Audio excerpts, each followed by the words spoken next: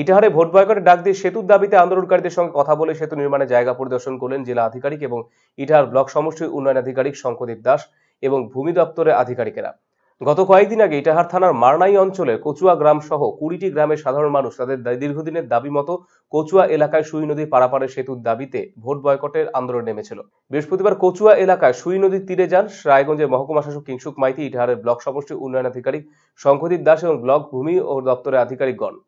এলাকায় সুই নদী পারাপারের সেতু নির্মাণের জায়গা পরিদর্শন করা হলেও কিছুটা হলেও সেতুর আশায় বুক বাঁধছেন এলাকাবাসীরা।